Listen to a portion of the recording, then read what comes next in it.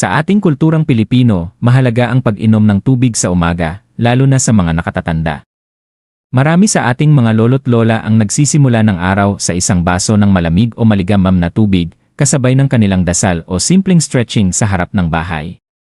Ngunit ayon sa iba't ibang pag-aaral sa kalusugan, may ilang maling paraan ng pag-inom ng tubig na nagdudulot ng panganib sa katawan ng seniors. Hindi sapat na basta-basta lang uminom, may tamang oras, dami, at paraan upang masulit ang benepisyo nito at maiwasan ang komplikasyon tulad ng biglang pagtaas ng presyon, hirap sa bato, at maging pananakit ng kasukasuan.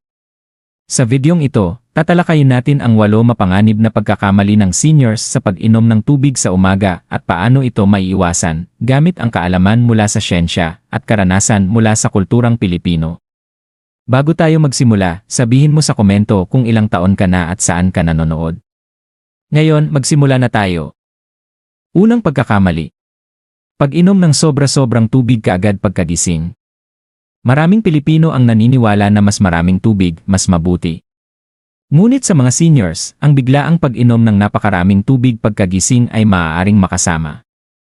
Ayon sa National Kidney Foundation, ang sobra-sobrang tubig sa isang inuman ay maaaring magdulot ng tinatawag na water intoxication o pagnipis ng sodium sa dugo, hyponatremia.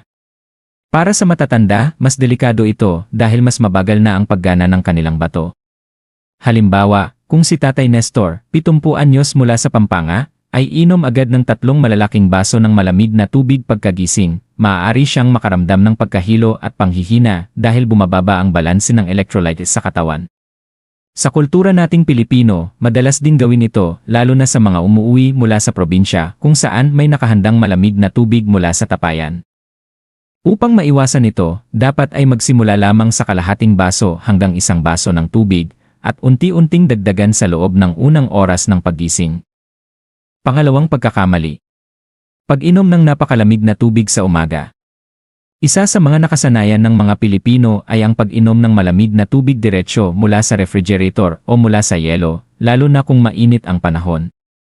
Ngunit para sa mga seniors, ito ay mapanganib. Ayon sa mga pag-aaral sa Journal of Clinical Gastroenterology, ang sobrang lamig ng tubig ay maaaring magdulot ng paninigas ng ugat at spasm sa tiyan na posibleng magresulta sa acid reflux o hirap sa digestion. May mga lolo at lola rin na biglang hinihika o nahihirapang huminga kapag malamig ang tubig na nainom. Sa probinsya, karaniwan ang pag-inom ng malamig na tubig mula sa poso o tapayan na may yelo, pero mainam para sa seniors na piliin ang maligamgam o tubig na nasa normal na temperatura. Pinapadali nito ang trabaho ng sikmura at nakakatulong sa mas maayos na pagdaloy ng dugo. Kung nanonood ka pa rin ng video na ito at nakakatulong sa iyo ang mga impormasyong ito, paki-comment ng numero 2 sa ibaba para malaman kung nandito ka. At kung hindi ka pa nakasubscribe, inirerekomenda kong mag-subscribe ka at i-on ang bell notification para hindi mo makaligtaan ang mga susunod na videos. Ang iyong suporta ay tumutulong sa amin na makagawa pa ng magagandang content para sa iyo. Ngayon, magpatuloy tayo. Pangatlong pagkakamali, pag-inom ng tubig nang walang laman ang tiyan pero hindi naman agad kumakain pagkatapos. Maraming Pilipino ang naniniwala na magandang simulan ang araw sa pag-inom ng tubig dahil nakakatulong ito sa paglinis ng katawan at pagpapasigla ng pagdumi. Totoo naman ito, lalo na para sa mga senior na kailangang mapanatiling maayos ang kanilang digestion. Ngunit ayon sa ilang eksperto, ang problema ay nangyayari kapag tubig lamang ang laman ng tiyan at matagal bago sundan ng pagkain. Habang tumatanda, nagiging masensitibo ang sikmura at mas madaling umatake ang sobrang asido. Kapag walang laman ang tiyan ng matagal, maaaring makaranas ng hyperacidity, pagkahilo, kabag at pananakit ng sikmura.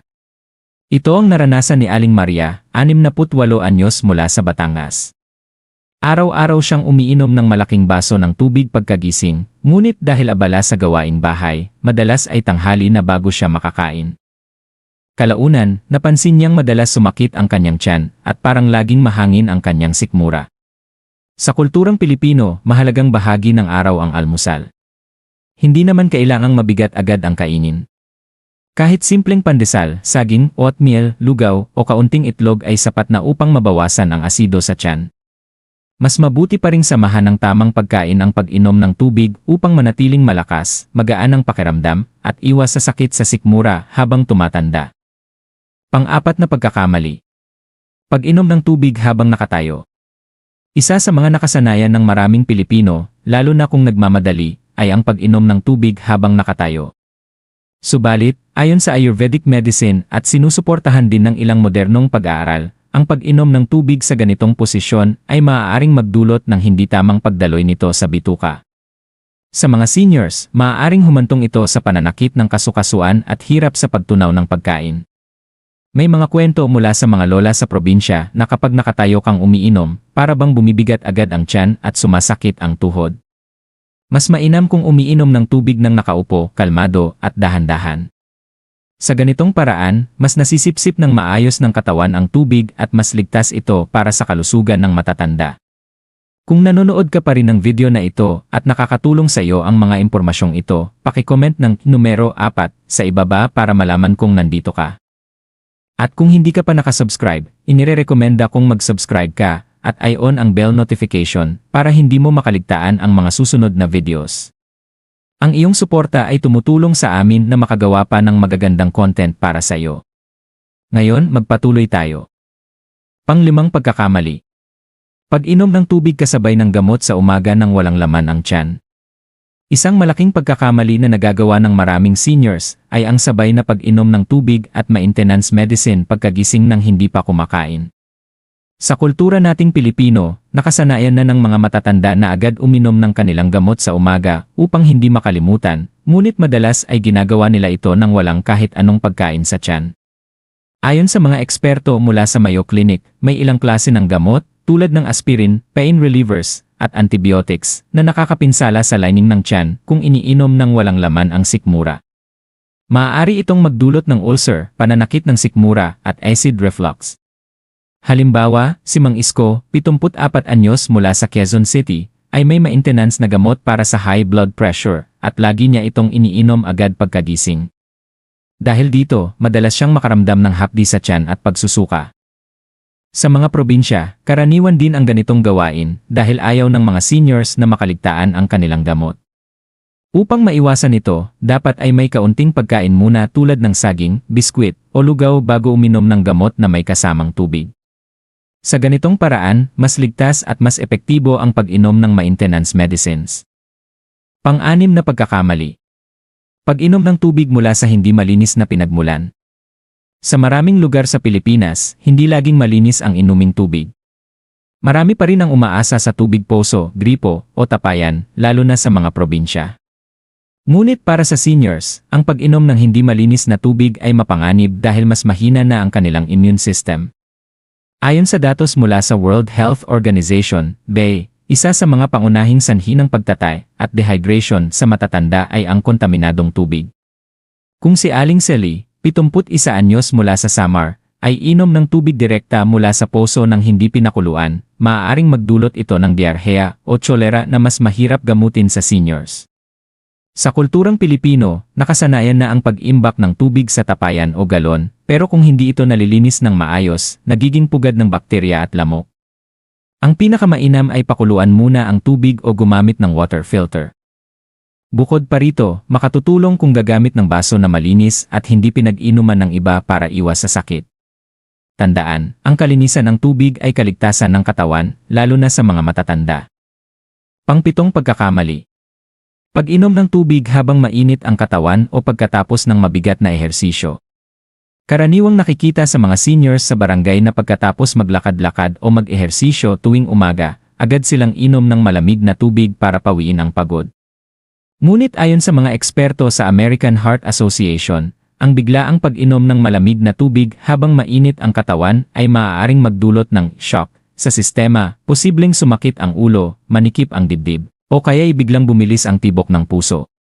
May mga kwento mula sa ating mga lolo at lola na pagkatapos magbunot ng damo o maglaro ng mahjong na pawis, agad silang inom ng malamig na tubig at biglang sasakit ang dibdib.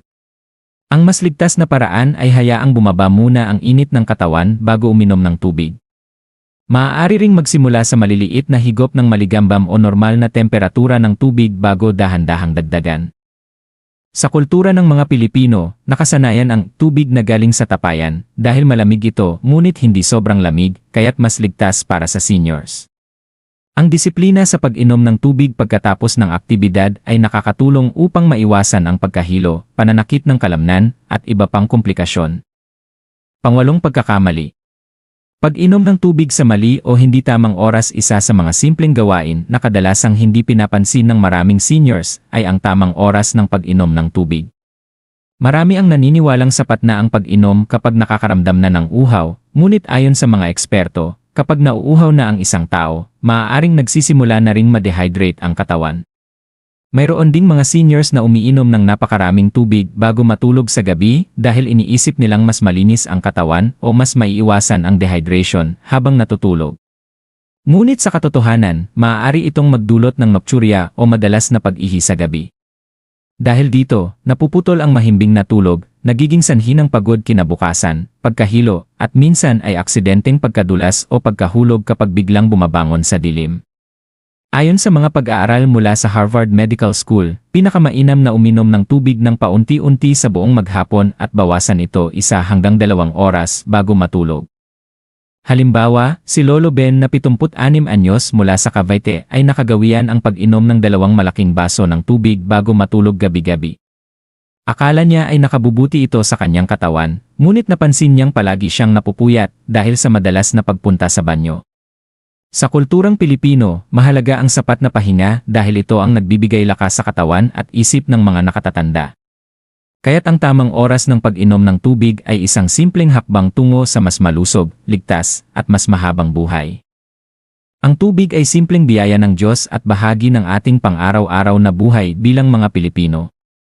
Sa bawat umaga, isa itong paalala ng kalinisan, kasariwaan, at bagong simula. Ngunit para sa ating mga seniors, hindi sapat na basta uminom ng tubig, kailangan din ng tamang kaalaman kung paano ito gawin ng ligtas at kapaki-pakinabang. Mula sa pag-iwas sa sobrang dami kaagad, pagpili ng tamang temperatura, pag-inom kasabay ng pagkain at hindi lamang ng gamot, hanggang sa pagtiyak na malinis ang iniinom na tubig, lahat ng ito ay may mahalagang papel sa kalusugan. Ayon sa iba't ibang pag-aaral, ang tamang hydration ay nakakatulong sa maayos na pagdaloy ng dugo, pag-iwas sa stroke, pagpapanatili ng lakas ng bato, at pangkalahatang kalusugan ng katawan.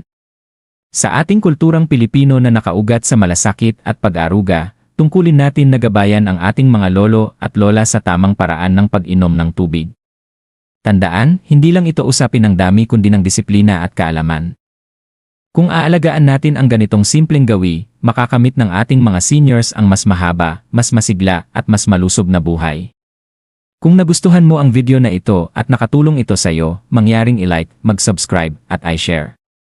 Ang inyong suporta ay tumutulong sa amin na patuloy na gumawa ng magagandang content upang kayo ay mabigyan ng kaalaman at inspirasyon.